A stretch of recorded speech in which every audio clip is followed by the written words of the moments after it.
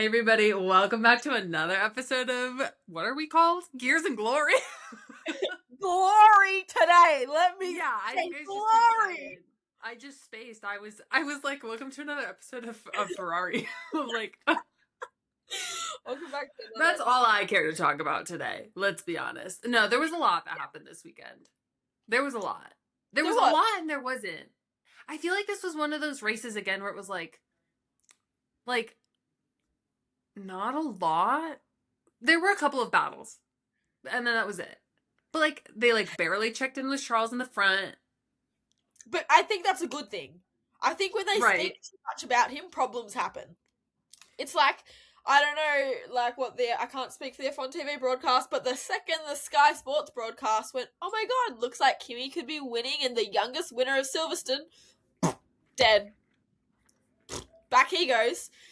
So I fear it's just better if we just, especially with Ferrari, you can't let them know we see them. They have to think they're invisible. It's like a horse. You have to approach from the side, no sudden movements. Literally, prancing horses, obviously. It's staring us dead in the face. No, yeah, you can't approach from behind. You can't approach from directly in front or they won't see you. And you sure as hell can't say their name. You can't say it. But like, you know what, guys? In case you didn't watch the British Grand Prix for whatever reason, I mean, don't pause this and go watch it because listen to us, but then go watch it after us. We had a double Ferrari podium. The first time they've been on the podium as teammates. What? No one on the broadcast really mentioned it.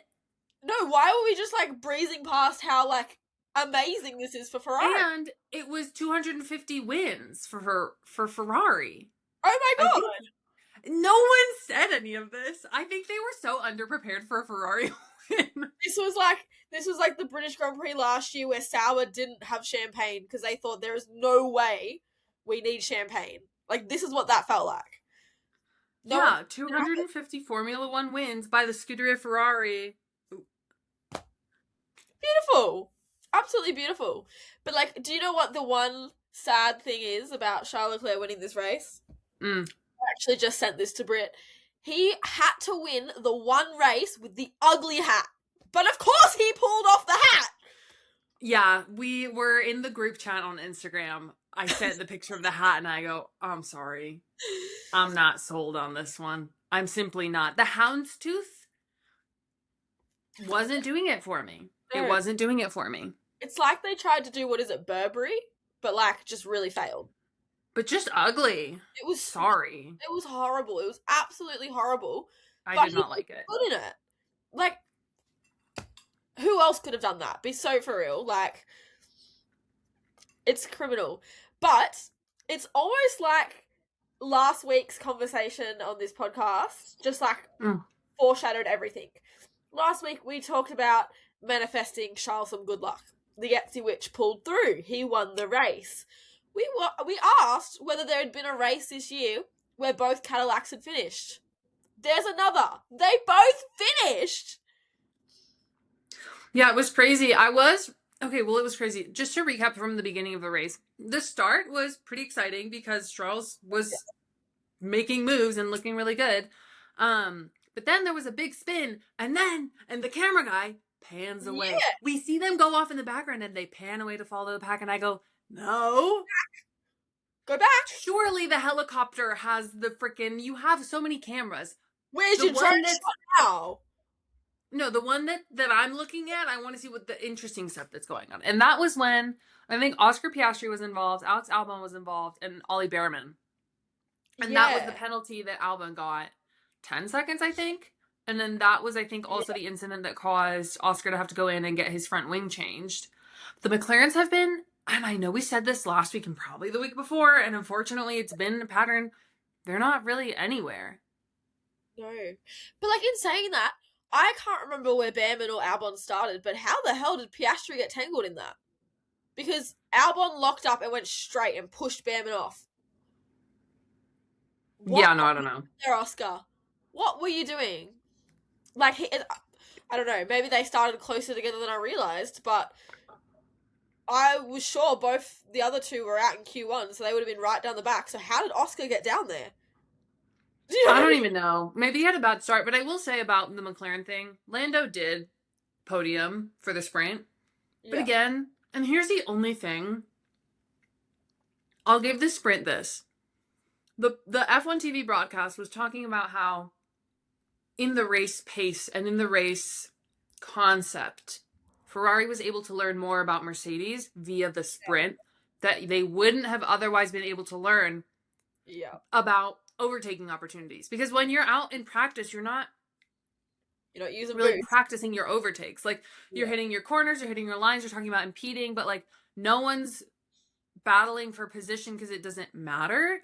But in the sprint, it does. And that is the one thing that the sprint has for me right now, is that in this specific instance, it was helpful for Ferrari. Yeah. The one time of like, I think it was when Kimi was doing some overtaking and they were like, oh, Ferrari learned from the sprint from that. Yeah. I was like, how Yeah. interesting to call that out. It's like the one thing the sprint has going for it. Yeah, they learned exactly where not to use their boost because like Mercedes would just get them back, and it in such a long track too. Yeah, and I mean Charles held off both Mercedes in the end. Obviously Kimi kind of had his own. I don't actually know what ended up being wrong with his car. From what I understood, it was the front wheel cover. It was the wheel. Hold on, I took the note on it. He said it felt like the suspension. The car net wasn't turning. But what Bono had said over the radio was he referred to it as it was like, I couldn't tell if it was within the tire itself or the wheel itself. Because George also said something about how he had seen it. Wheel shield. Yeah, so to me, that's that bit of plastic, well, not plastic, right? Carbon fiber that top. But like, how is that? I couldn't see what was going on, so I don't know. Maybe that was somehow stopping him from turning, but how is that? But then they fixed it. So because he had the issue, he was starting to have the issue, and then he pits, and they like rip it out, like someone's like hauling on it, and then he goes back out, and he's still having the issue, and that's when Kimmy's saying like, no, this is a deeper issue. He comes on the radio and says that. Yeah. And I thought it was so like, I don't want to say funny because it was kind of sad as well, but like how Bono was like, all right, mate, we're going to box to retire the car. He was like, no, I can do it. I'll keep trying. And like, it did break my heart, but they were saying that on the broadcast of like last season was decided by 2 points. Like, but until you drop below the point scoring, like. Didn't end up in the points anyway. So it was like, was that just a waste of time? Like, do you know what I mean? Like, I mean, that's the thing is like try until the end. But that was one thing that DC was saying, that also I will be talking about the World Cup again in this. But he was talking about the regulation. Well, because right now FIFA's giving FIA is giving FIFA. These big ruling regulatory like authorities are just doing their big one, I guess. I don't really know. But what DC was saying about, because they gave Kimi like black and white flag, and then it was like, oh, well, be careful, you'll get a penalty for track limits.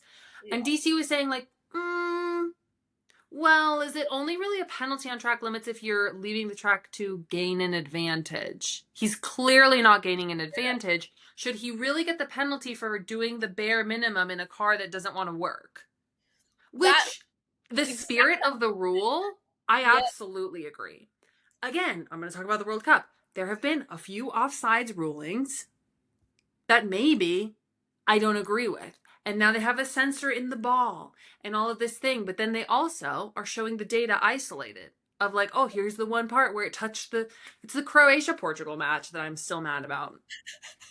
And they said it was offsides, but it was going to be an own goal and it was going to be beautiful, but it wasn't the narrative, or maybe I don't really know. I don't want to say anything accusatory, but it was giving really random, and not a lot of people agree with it. And I think Croatia's team is appealing it like legally. Oh. But they showed like the bump. Well, like, who is it? Latifi? No, Massa. Felipe Massa. I think he was like in court for things with like throwback. But they showed like the blip where the Portuguese players had like touched it, but then they didn't show the subsequent header from the Croatian players had like brushed it, and then they didn't show the subsequent Portuguese player header of it. So there's no context for the force.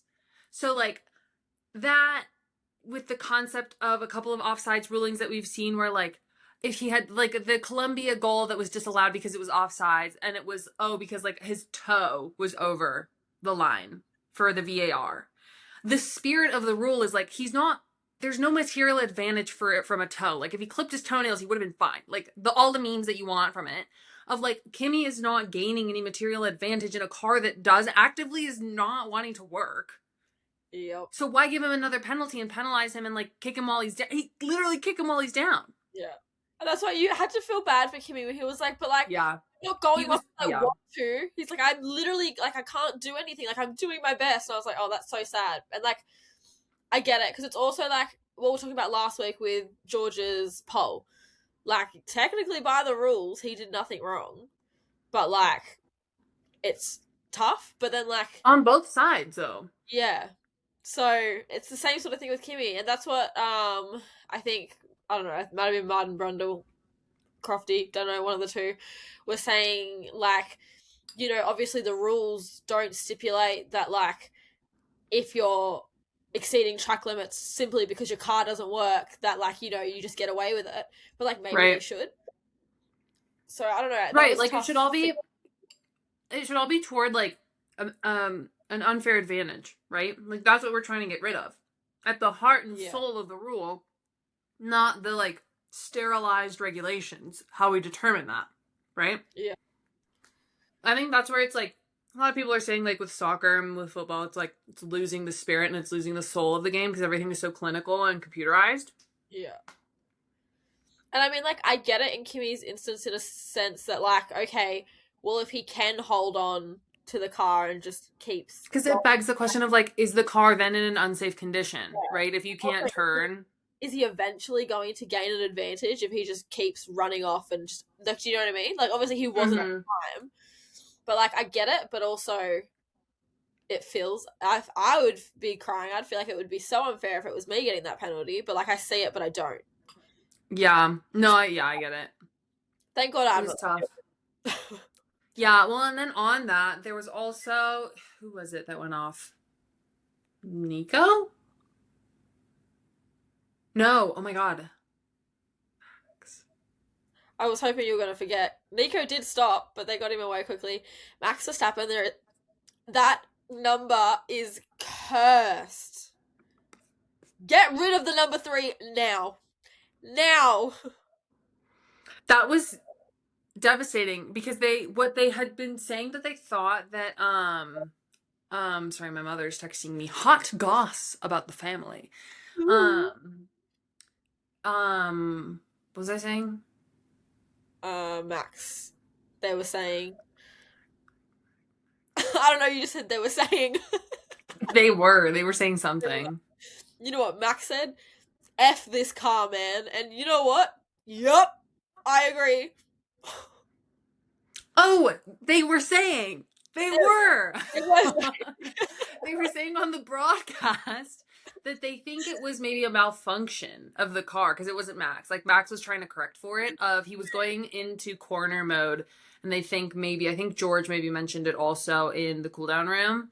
That the rear wing never closed, and that's a massive rear wing opening for them. So like if you're trying to use corner mode like aero like assumptions in your turning and you don't have corner mode engaged, like yeah, something like that's gonna happen. It's like some people are gonna disagree, but it's basically to me like what happened with Jack Doohan and Suzuka in was it last year?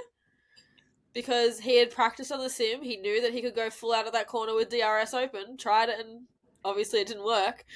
It's that same sort of thing. Obviously not that Max meant to have the wing open. Right. Like, same concept of cornering with the rear wing open, yeah. Yeah. So that was... I'm like so bummed about that. He was like, what, P2? No, P3. He was up Lewis there. was still P2. He was up there. But speaking of, they had beautiful battles. They were stressing me out. Yeah. But they were back. They were so back. Dude, the battles between Max and Lewis, the last 2 races, it's like we're back to 2021, but like neither of them are winning. Neither of them. Actually, and Max isn't Lewis crazy. might be back to P2 in the... Actually, no, he's not, because George. No, He's Mad still Max is P3. really gone. I actually need to look at these champions because they were talking about. Oh no, it must have been before Max crashed then, because they were talking about with where Lewis was, he would have gone back up to P2. But that makes sense that because George ended up P2. Yeah. And I don't think that's actually like clown pit wall Ferrari moment. I think because again on the broadcast they were talking about like there was the Silverstone where they hadn't pitted Charles and taken a massive L for it, and then they were like, well, we're sure as hell not making that mistake again. And it was like it was risky because like if it was if and now that we know the outcome, it's like, well, they shouldn't have done that. Obviously hindsight's 2020. But I mean, I mean, if it's the safety car, you pit.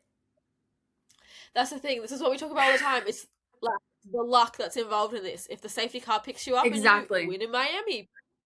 And again, I think it was in part. It's just luck. Yeah. No, and I think Charles did get a little lucky today, which is good because he is notoriously down on his luck. But that's the thing about the reliability of the Mercedes versus the Ferrari. Like the Mercedes car itself has been really unreliable this season, where the Ferrari, like Lewis still has finished every race. I think so. I think so. I can't think of that or like all of them but one, something like that. But like he's had incredible reliability, and that's the big question of like if Kimi's Mercedes hadn't, I don't know, thrown a just like fit about whatever turning, would he have caught Charles and would he have overtaken him? They had what, 10 laps to go? I don't think he would have gotten him though. I know that's crazy of me to say, but Charles was holding him off really well. I think it would have been close. Close. Because he was down to clown. Like he was ready to fight for it. And like at that point, like all bets are off. Like you don't have to worry about pitting. Like you have 10 laps on these tires. You got to make them last till the end. But like you don't really have to, like that's when you can like start really pushing too. Yeah. I mean, for championship's sake, not bad that Kimi ended up with no points because this championship has really started to like close up again. Mm-hmm. Genuinely, either of the Mercedes or either of the Ferraris could win it. I mean, like technically Lando could probably still win it too, but like it's not looking likely. No, there's exactly a win in between Kimi and not Oscar, what's his name? George. Mm-hmm. So like if Kimi DNFs again and George wins, they're equal points. You know what I mean?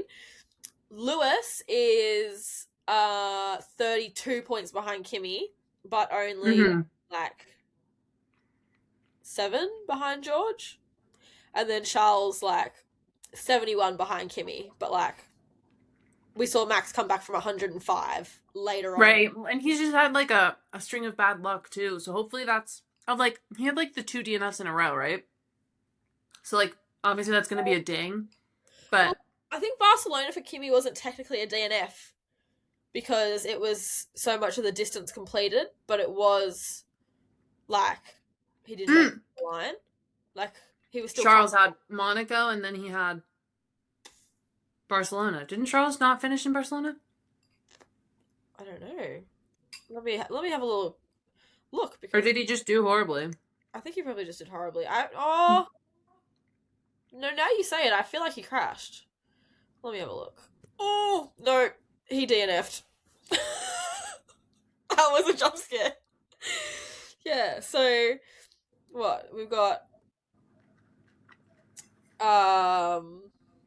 both Kimi and Charles like not finishing Barcelona. Charles didn't finish I feel like there's been another race that Kimi... Oh no, it was George in Canada. No, but I think Kimi did have another DNF. Did he? I feel like I need to go through this all now because I feel like I remember something. Oh, was it? Oh, I don't know now. Everything just says ant. So I don't know. Ants are everywhere. Oh my god. but comedic relief of the weekend. Did you see where the Racing Bulls finished? When I saw they were doing when I was watching the race, they were like announcing the finishing positions after the podium celebration, after everything, before the post race show, with Laura Winter, who I love. I love. And I saw Alex Jakes is like going through the order, and he goes on the Racing Bulls in 6th and 7th, and I go, they are gonna have a field day with that. And my Instagram story already has 2 back-to-back posts from them making 6-7 jokes. I love it. Mate, perfect team for it to happen to, in all honesty. Like, no team would have made light of that like them. No, they really capitalized, because it's like, it would have been like McLaren. McLaren wasn't going to make a 6-7 joke, I don't think. 100% no. But yeah, it was a big L, because that's the thing with Oscar being so far out of position. Yeah. Oh, I did want to talk about this. I wanted to talk about Isak Hadjar. He had an amazing weekend. He did. Quali. He out-qualified Max again. Yep. He's starting to give Max a run for his money. He's like, it's like him and the car have finally clicked. Like, not that he ever did like bad. Like, even in Australia on debut, he was keeping up for sure. But at like, minimum, he's really clicked with the car now. I think. Like, I feel like I don't want to say it because I love Max, but I really fear that Isak's going to be the leading Red Bull for this season. I know, and that begs the question, because like, whatever, like, Max notoriously doesn't like these regulations. Max notoriously has said that he's gonna quit racing after he has a child. Max notoriously is setting himself up to not either enjoy or be in the space for particularly long. Like, do you think that Isak outperforming him has something to do with it too? Because like, I don't think Max doesn't like when people outperform him. I think he finds it challenging and exciting. And I think in any other circumstance, Isak's performance would be a welcome challenge. Yeah. Like, he wouldn't dislike it. But he's suffering. But he really doesn't like the regulations. He really doesn't like the way this car is set up. It's just like structurally via the regulations. When does his contract end? Because I feel I don't know. Like, I keep saying it, but I need it to be known that I have impeccable senses when it comes to Red Bull drivers retiring. If you watch Supercars, if you watch NASCAR, you'll get this one. Shane Van Gisbergen. He had a really like just rough season with Red Bull back home, and I was like, that's it. I'm telling you all now. It was the year, it must have been 2024 maybe. It was whatever year he went over to Chicago just to do the one race and won it on debut. Right. I said, you know what? He's had shit run in Supercars this year. I said, he's going to retire from Supercars and he's going to go to NASCAR. And everyone was like, no, he's not. No, he's not. And then like a week after I said that, he signed a new contract with Red Bull over here. And I was like, oh, shit. Like, maybe I was wrong. A week after that, it comes out. The owner, one of the co-owners of Red Bull. By the way, I got gossip that in a second. But one of the co-owners of Red Bull came out and said, if he wants to go to America, I'm not going to stop him. Like, I love him so much that I will let him out of his contract if he wants to go. And then he fucking went. So I have, unfortunately, an impeccable sense when it comes to that. But oh my god, no, I love Shane. He is literally, apparently they're married. They're very secretive. But Roland Dane was like the owner of Triple Eight. And then his daughter had part share. And he's dating or married to his daughter. And I love them so much. That's cute. Anyway, I was Googling Max Verstappen's contract. But I feel like all of the other drivers have like paper contracts signed in pen. And then Max Verstappen's is like a floating, glowing piece of parchment signed in blood. Like, it feels like it's like, like so different because of Max. You know, like all the other ones, I'm like, yes, I could find a folder with a piece of paper in it, but like the orb that I have to look into to find Max Verstappen's contract, like, I don't know that I'd be able. I wouldn't be surprised if Max Verstappen's contract was a verbal agreement. That's crazy. Actually, but like, that's the vibe. Do you know what I mean? It's like, okay, if you want to stay, stay. If you want to go, go. But like, or like with some language in there for sure that's like specific and you know, legally whatever it needs to be for Max to get like the Well, performance clause. I don't know. I feel like we have this rumor every year about performance clauses, but Mm-hmm. there is a performance clause that if he is outside of the top 2 in the drivers' championship by summer break, he can leave for another team next year, and that's coming up. And he is like, That's yeah, crazy. hold on, let me look where he is. But I think he's contracted until 2028 with Red Bull. That's crazy. P7 in the drivers' championship, so he'd need to gain 5 positions in the standings to not activate that clause. If that clause is real, obviously I don't know if it is real. Right. But like I said last week, I don't know if I see him activating that clause to go to another team. If anything, he'd be saying, you know what, I'll just pay you guys out for the last year and I'm out Right. of here. But that's the thing too, because it's like there's the rumors of like what year is it 2028 that GP is supposed to go to McLaren? It's like something like that. So it's like that definitely is like a drop dead date of either Max is going to McLaren also or he's done with the sport by 2028. Yeah. And that's the thing, like his contract does end in 2028. Yeah. So I don't know, it's so hard. I don't know. I don't want to talk about it. But what I do want to talk about Tell me. is George Russell's ungodly comeback in qualifying. It was Q1 and he hadn't set a lap. And I was like, Yeah. hey. I was like, oh, we're done. There was like 9 minutes left on the clock. Brother spins into the gravel, nose into the wall. Thank God it wasn't too much damage, but it didn't look like he was getting out of that gravel. I was sitting there going, come on, come on, come on. And he got it going. He got out of the gravel and he like made it through to Q3. Like, good morning. Hello. I know. No, I know. No, it was crazy. It was because who else? I think it was Gabby Bortoletta who was also late coming out into qualifying. Yeah. Yeah. Yeah. Oh my God. Dude, do you know? Oh, and then there was the quali. Say again? I ruined qualifying for myself. Because you were looking at my notes. Yeah. I stay off social media, and then I didn't even think twice about how you shouldn't look at the Gears and Glory notes, but I wanted to put in a note that I was impressed with George. And then I saw the results and I went, oh. Did you also see the penalty? Yeah, I did. Yeah. Bad day for Pierre, Gasly fans, was quali because he got knocked 3 places for impeding. And impeding Lance Stroll, of all people. Who cares? Anyway! He wasn't going to do anything? Oh my God. Like, he qualified 21st. He wasn't going to do any better. Maybe 22nd. Yeah. Oh my God. And then, speaking of going into gravel traps, etc., this is super delayed. Alonso during the formation lap. What happened? I'm telling you, that car is actively trying to kill its driver. I swear. The same orb that powers Max Verstappen's contract is like the dark matter that's like giving that car a soul that wants to eat flesh and blood. They're like, my mom's a really big Fernando Alonso fan. Yeah, I know. So it's really hard to like. He won the little Lego go-kart race. Did he? I couldn't see it. I don't know if it was like broadcast and I just missed it, but I don't think it was on my broadcast. I haven't seen it, but I saw like a clip of it. Surely they put like a full-length version on YouTube. Did they do that after Miami? Surely. I don't know. Yeah. With the big ones they did. Something or at least like clipped bits of it. Yeah. Something happened to Alonso in the sprint race as well.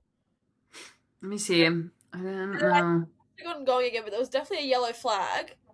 Because I remember watching it with Mum and the yellow flag came out. She's like, oh no. Oh, Alonso's dead. Checo and Alonso had contact toward the beginning of the sprint. Maybe that was it, yeah. Yeah. They had a brief yellow flag for that. I feel like this weekend was a bit of like a fever dream. Like I don't remember things. When you say something and it like unlocks a doorway and I'm like, oh. There was like a lot going on and there wasn't. Because again, like the race was like entertaining enough, but also like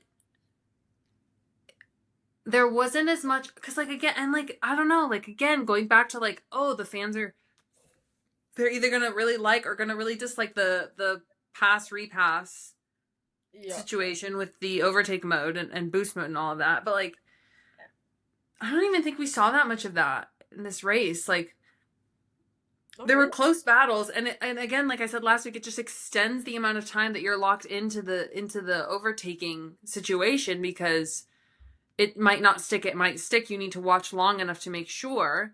You gotta commit. Right. But I almost don't even like what we had Max and Lewis. Lewis, who got like a bajillion penalties. I'm rereading that now. So he had a 5-second penalty for a false start. Yeah. And then he got, I think he got the penalty for the yellow flag infringement or safety car infringement or something. Flag. But like, okay, cool. He got 2 penalties. But can we talk about if like, okay, obviously it's if my mum had balls, she'd be my dad, whatever Max. Right. But like, if Ferrari didn't pit under safety car, which like common sense would have thought that was a smart idea. I was so glad they did it at the time, but obviously the safety car just didn't want that to be their lucky day. Yeah. Would have finished P2. Like, that's so impressive when you've had that, like, you've had penalties hold you back and you still finish second. Do you know what I mean? Like, yeah. I don't know. I feel like we rarely see people have like even a penalty and still finish on the podium. Do you know what I mean? Unless they're far out front. And here's one thing that I've still not been able to determine. So F1, like I got the notification from the F1 app that was like, oh, the like verdict for Lewis's safety car infringement, something or other is like through. But then I couldn't tell what he was going to get dinged for. Like, were they going to add time to him? Because it says verdict in Hamilton post-race investigation announced after an infringement during British Grand Prix. Oh, it's a reprimand. So nothing. Just a slap on the wrist. I saw the notification come up, and you know what? I've got a bone to pick with whoever runs the F1 app, actually. I don't know whether this is happening to you, but it's not just me, because I saw somebody else on TikTok go off about it. I've selected no spoilers, because obviously being in Australia, sometimes I just want to sleep through a race or a qualify. I got spoilers. I get spoilers. Every morning I wake up, and it's only been this race, maybe Austria. No, and I'm so good. Like, I'm like you. Like, I'm like, and then no Instagram and no anything else, and it's just me and YouTube Shorts until I have a chance to watch. Literally. And I've been getting spoilers from the F1 app, and I'm so annoyed, because I saw that this morning, and I was like, oh, what now? But obviously I haven't read it until now. But thank God the yellow flag infringement was just a smack on the wrist, because, Yeah, but I have the spoiler-free toggle on also. Me too. Why do they do this then? Maybe we need to turn it off and on again. Oh, hello. Maybe. Yeah, that's like, that tells me it's spoiler free, no? Right.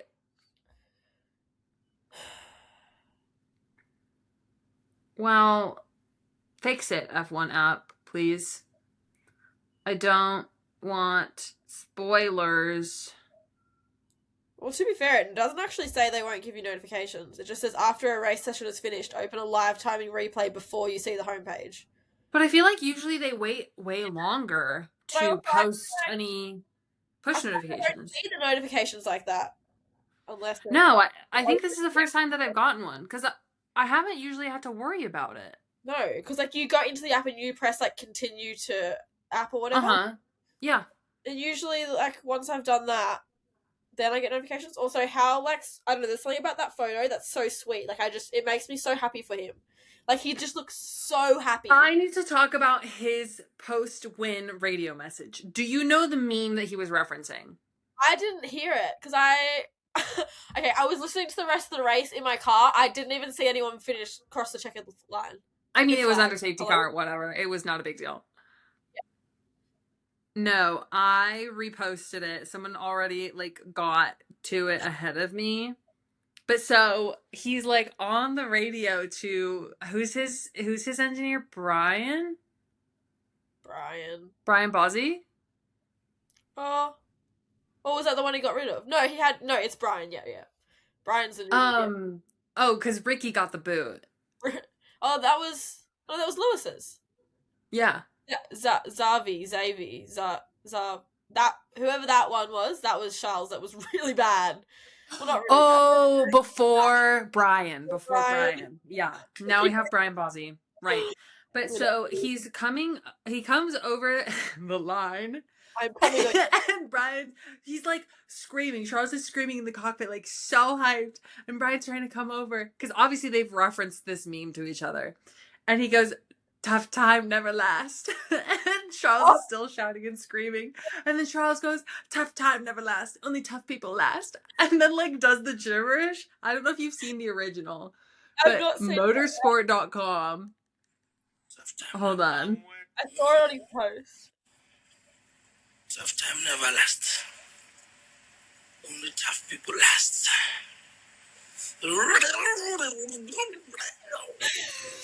Oh my god. I love That this man. so much more sense. I was It so was confused incredible. by the letters at the end of his Instagram caption. I was like, Yeah. dude, just smash the keyboard. That makes so Yeah. much more sense. And it's just so validating, and it really goes to show that, because I know I've mentioned this before, but I know his birthday is like a handful of days after mine. And it's so validating that I'm on the same side of the internet as my close personal friend, Charles Leclerc, of like, I'm sitting here watching the race and I'm like with people and I'm like, oh my God, do you know the meme he's referencing? And they're all like, he's referencing a meme? I was like, yeah, he's not just like making gibberish sounds for fun. It's obviously a reference to something. I'm like George Russell, yabba dabba doo. Yeah. No, it's actually like a deep cut internet meme, not from the 1960s. That's so funny. I lost it. That I don't know how. I felt so seen in that moment. I was like, someone else is experiencing the same version of reality as me. Really. Dude, nothing is ever an original experience anymore. No. There's always somebody. Charles Leclerc and George Russell did it first. Yeah, you guys are like locked in. Oh, It was incredible. That was my favorite part of the weekend, I think, is that meme. Yeah. I was just like, and I'm not the only person who's seen it. Yeah. And at least like other people have seen it. I feel silly that I didn't get it now. But that's so funny. It's an older, I don't know if it's even from like Vine days, which is showing my age a little bit, but like it is definitely like one of the, well, because I am chronically like, I'll be like, oh my gosh, I'll be in a group of people, I'll be like, oh my gosh, like, have you guys heard of this meme, and like explain it, and everyone's looking at me like I've been like huffing paint or like doing drugs, and I'm like, oh, so we're not familiar, and then I have to look it up and I show it to them and they're like, because I've already explained it, it's like not funny anymore. So this is like my chronic experience. So to be validated by Formula One driver Charles Leclerc. Close friend? No, literally. Yeah. I feel you. That's usually me too. Nobody ever gets what I'm talking about. Yeah, well, we will understand each other now that you've seen the meme. Brainwave. That'll be like our new. Tough time never lasts. Only tough people last. No, I thought it was hilarious. But yeah, I mean, I think it was a bummer that the race ended in a safety car. I think they were doing everything that they could. I think they were supposed to have the last lap, but then the safety car, they said it was going to come in and then it got redeployed. I have no idea. Dude just kept driving. Yeah. It's funny though, because obviously the competition did as we did, because Crofty and Brundle were like, "What? He went past pit entry." No, like, DC, Julian Palmer, and Alex Jakes were all like, he missed his exit. Yeah. The waves on his freaking nav was like not going off or something. I was fully like, mate, park it on the grass and you can reverse it up once everyone's gone past. Get in that pit lane. But because they were saying like the lapped cars just have to get like unlapped, but they don't have to like join the back of the queue. Yeah. Just gotta get out of the way enough. Oh, but like, I don't know. Like I said earlier, maybe I said this off camera. I don't know. I just said it to you anyway. So maybe it was for the best that the safety car didn't restart, because maybe George would have got Charles. Maybe.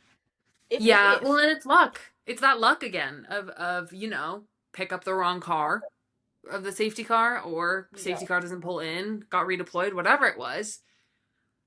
The Mercedes is definitely, I think it's a faster car, but it is less reliable. Yeah, it's starting to be. Like I feel like the first like few races it no flaws. And then I think it was in like Canada that we really started to see the reliability issues come in. And we were seeing it with the power unit itself too, because it was like the McLarens. The McLarens couldn't finish a race to save their lives for a little while there.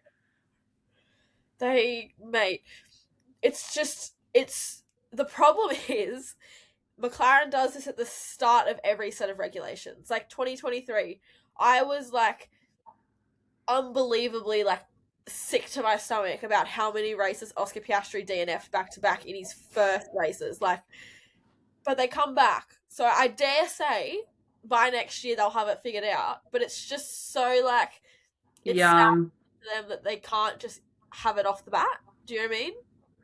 But It's tough. And I mean, that's the game for this season. But yeah, it just, and that's the thing about this sport is it has such a recency bias of like, it's what most recently happened. So like, oh, like where's Max? Like who cares? Like it's a Mercedes and Ferrari. Like yeah, Lando just won the championship, but like at this point, that was 6 months ago.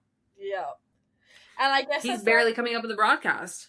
that's what the problem is. It's like you're only good as your last race. Okay, but like Kimi Antonelli's dominating. But is he? He's on a run. That He was undeniable. He was on a run for sure. Yeah. But now it's like, okay, but arguably now the best driver on the grid is Charles Leclerc until the next race when somebody else wins. Like, do you know what I mean? I don't know if I'm explaining that. But it's No, like, that makes sense. the best driver, but now it's Charles Leclerc. We've got short-term memory, and it lasts a week or two. Literally, it's just literally whatever you're like. I'm sure somebody like maybe it's Max or someone says you're only as good as your last race. Like if you came last week, you suck. Yeah, no, I've definitely heard that. Well, and that's what's tough too, because it's like you gotta wonder if that gets into their heads too, because like it's gotta be hard. Like I, of all people to be the least affected by it, I think it's Max. But like you are 19 years old, the world is saying you're toast because you had a bad last race. Yeah. Even your Max, you're 28 years old, and the world is saying you're washed. Like I wouldn't be able to not take that a little bit personally. I would take that so personally, like incredible. I would like only be able to take that personally. Literally, I wouldn't even be able to see it as, oh, they're Lewis Hamilton fans. They just hate me because I'm not Lewis Hamilton. Like, do you know what I mean? Dialing up the journalist directly. Can you take it back? Yeah, literally. And I think this is kind of what we saw last year with Lando Norris. Like, he did so good, and then everyone, like, he had one bad race and everyone got in his head, and then he suffered until the end of the season. Thankfully, he came back. But, like, are we going to see, like, we've all joked after Canada especially that, like, Mercedes right now is what's the word? Like a pixel by pixel bloody, like, replay of the McLarens. Oh, yeah. Are we going to see it until, like, the end of the season? Because I don't know if I can handle a stressful season like last season again. Like, I want it exciting, but maybe not that stressful. I don't think we can have a 3-way championship battle in Abu Dhabi again. I can't do it. I can't. It was so good, though. Like, the stakes were so high. It's better. I would rather have that than it be decided, like, 5 races ahead. Like, 2023 or something. No, I mean, but, like, let's just have, like, 2 drivers competing for the championship. And in between. Like, it's just one or the other. It's not like him, or him. I can't, like... Britt and I did a full workout routine during Abu Dhabi because we could not sit still. We were, like, dead set doing jumping jacks. That's so funny. That's so good. It wasn't funny at the time. No. I felt yeah, your heart's in your ass at that time, for sure. For sure. As if it even matters what the result is to me. Does not affect me whatsoever. Does not affect me. I don't actually care who's world champion. Does not affect my day-to-day life. But in that moment, it did. That's the thing. Like, I love this sport for that, because I'll be sitting on my couch and the lights start to go off, but they also play like it's like a heartbeat or like a drum sound. And that, I get butterflies in my stomach. Especially when it's a good matchup in P1 and P2 and you see them like lined up in the grid boxes like this. Yeah. I love that shit. I love that. Like, literally, all of a sudden, I'm in a car in between those two. I'm about to be hit. Like, I that's... have butterflies in my stomach, like my heart's having palpitations. I've been posting my heart rate when I watch the Columbia games. I should do the same when stuff happens. Me too. It is kind of, it's different though, because like it's like you pick your F1 team, but like your national soccer team is like That's your team. you bleed that flag, you know. And at least like in Colombia, that's how it feels. Like the way that nation backs our national team, like 100%. they could show up at my house and I'd be like, "Come in, the bed's made. Like, Yeah. what can I get you to eat?" Yeah. See, I love that. I wish we were like... I'm sure there's a lot of Australians who are like that for our, like, soccer teams. What is it? They're called what? The Socceroos? Socceroos. Dude, that one British reporter was like the Sakaroos. Sakarus. Oh, I need to find the video because she butchered it so bad that I... Thank God the video was a news article about her becoming a meme, because I had no idea she'd even said Socceroos. Like, it was butchered that bad. Oh my god. It's so like intuitive to pronounce, whatever, at least in my opinion. But it's that, and then the women's team is the Matildas. Yes, the Tillies. Oh my god, here you go. Round of 32 match, Egypt eliminated Australia in Dallas. Egypt took an early lead through Imam Ashur, their first goal in a knockout stage match. It took Australia more than 40 minutes to equalise through an Egypt own goal. No goals in extra time, took it to penalties, but then Sakiris missed 2 spot kicks. Who? Be quiet. Oh my god. Socceroos, yeah, I simply do not know who you're talking about. That's crazy though. Egypt's tough though because they have Mo Salah and he's like goated. Yeah, mate. He's really good. Yeah. He's in the Premier League. He's really good. Yeah, there's lots of sport for me to be watching these days. I just like can't keep up. And then I'm watching Love Island, which is on every day. I'm busy. I'm booked. Don't text me. Don't call me. I'm busy.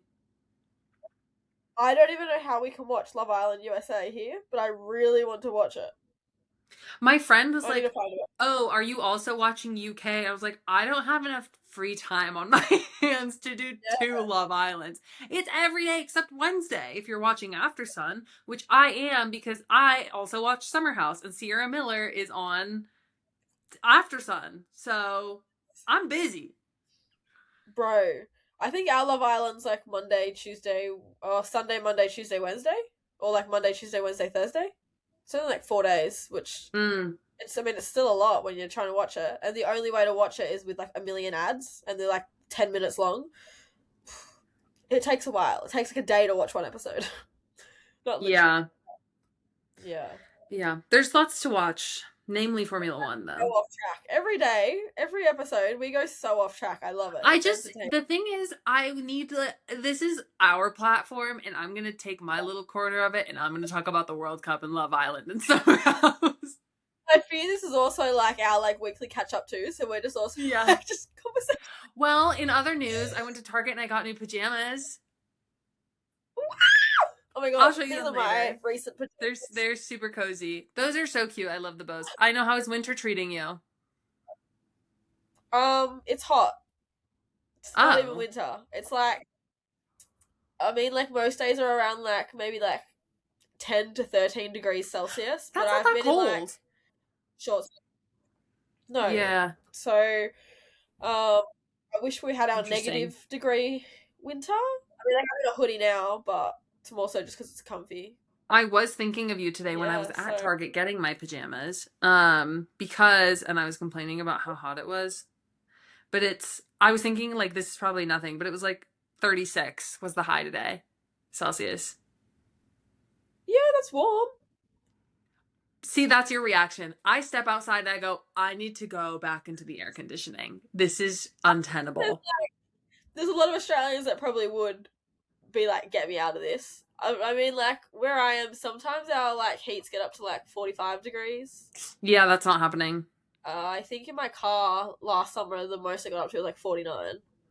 Absolutely not. Which, I mean, that's sickening. Absolutely not. I don't mind the heat. I don't mind the heat, don't mind the cold. I prefer the cold, but That's the thing. Australia, your summers are brutally hot and your winters are brutally cold. Everyone thinks like That's so Australia interesting. around. Right.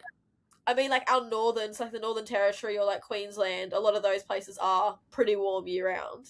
Yeah. But like where I am, Victoria, all that, it's hot or cold. Interesting. That's so interesting. I guess I never really thought about that. Like you said, like everyone just assumes Australia is just like hot. Like obviously there's winter, so I like figure it gets cold, especially after talking to you guys and being like, yeah, it's autumn. Like it gets cold. It does. It Um, does. but Yeah, yeah. especially like when you go out west and it's like negative like 10-degree nights. Oh my God. Yeah. Yeah, the desert will get cold. It will absolutely do that. Crazy fact though, like you think desert, you think hot. You never think Right. like wet or cold, hey? I know. Well, in Colorado, we have in our Nature and Science Museum, we have a flash flood exhibit because the rains will come, but there's no soil to absorb anything, and there's like no rivers, so it just like floods the where it can. So it's Wow. really interesting. Yeah, it's cool. And then you'll see sometimes like the mudslides Oh, from they're it. different, hey.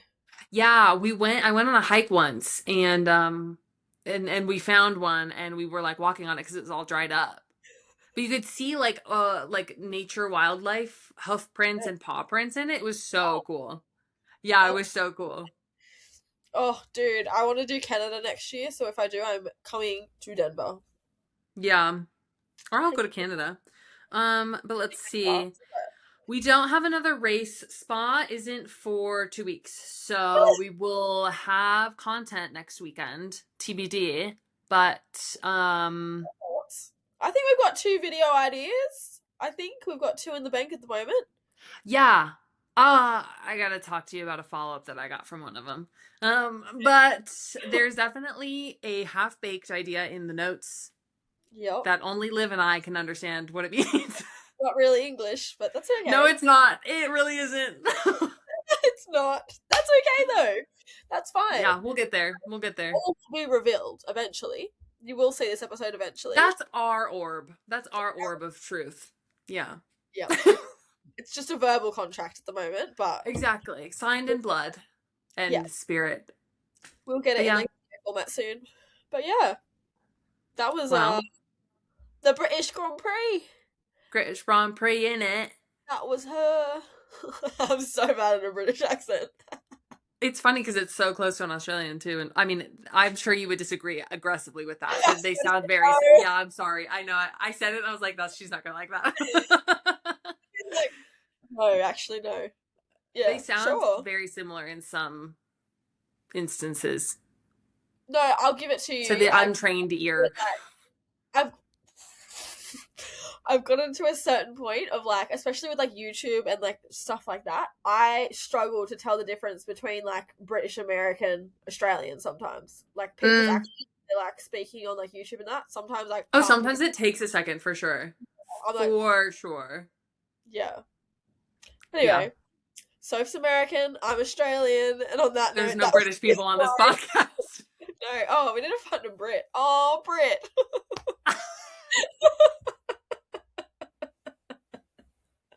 Oh my god! Our proxy. She'll be fake British. It's fine. Oh my god. Well, yeah. Well, before this devolves further, we will see you guys next weekend for another recap or another chat sesh. We'll do something fun. We'll see you then, though. So we'll see you in a week. Be there or be square. All right. And without further ado, bye-bye. Bye.